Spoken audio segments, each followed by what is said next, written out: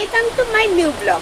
তো আজকে আমাদের বাড়িতে বার্ষিক পুজো আছে কালী ঠাকুরের, চলো তোমাদের সাথে দেখাই। তো প্রত্যেক বছর বছর কৌশিকী অমাবস্যার পুণ্যতিথিতে আমাদের বাড়ির রানীমার পুজো হয়। তো এটা আমাদের ঠাকুর ঘর, এই যে আমাদের রানীমা বসে আছে তারই পুজো। আর ওদিকে আমাদের দুবলু সোনা বসে আছে, কিছুদিন আগেই যার জন্মদিন গেছিল। আমাদের পুজোটা ছিল শুক্রবার, মানে 22শে আগস্ট 2025। তো ব্লগটা দিতে অনেকই দেরি হয়ে গেছে আমার। চলো আমি রেডি হয়ে নিয়েছি, এবার আমি করব মেকআপ। তো সবার আগে টিস্যু দিয়ে আমি মুখটা মুছে নিচ্ছি। তো ক্যামেরা দিয়ে মুখটা মুছতে বহুত অসুবিধা হচ্ছিল, তাই আমি হাতে আয়না নিয়ে মুখটা মুছে নিলাম। তো তারপর জোয়েপসের আমি নিম টোনার ইউজ করে নিয়েছি। তো ওইটা ইউজ করার পর টোনারের পর আমি ময়শ্চারাইজার ইউজ করে নিয়েছিলাম।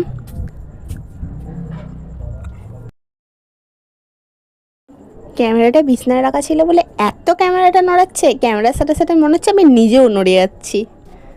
তো তারপরে আমি ফেয়ার অ্যান্ড লাভলি ইউজ করে নিয়েছিলাম। তো তোমরা চাইলে সেটা স্কিপ করতে পারো। আমি ফেয়ার অ্যান্ড লাভলি ইউজ করে নিয়েছিলাম, তোমরা ডিরেক্টলি ফাউন্ডেশন ইউজ করতে পারো টোনারের পর। তো তো ময়শ্চারাইজারের পর আমি দুটো ফাউন্ডেশন মিক্স করে মাখবো, তোমরা চাইলে একটা ইউজ করতে পারো।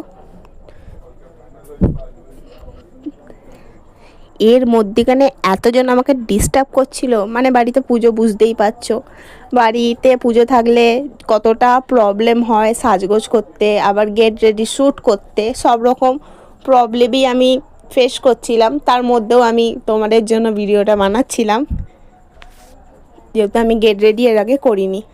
তো তারপর মুখটায় ফাউন্ডেশন ভালো করে বসাচ্ছিলাম, যেহেতু ময়দা মাখলে ভালো করে মাখতে হবে, তাই জন্য ভালো করে বসিয়ে নিলাম।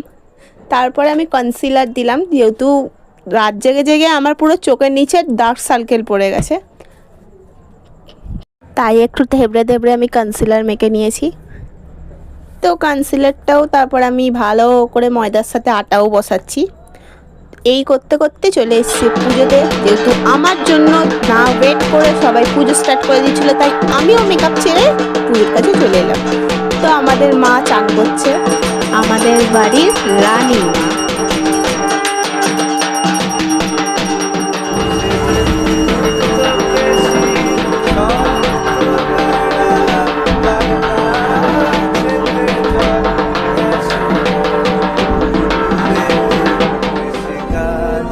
পরে আমি দৌড়ে দৌড়ে সবার আগে এসে ভিডিও স্কিপ বাড়িয়ে তাড়াতাড়ি করে মেকআপ করতে স্টার্ট করে দিলাম।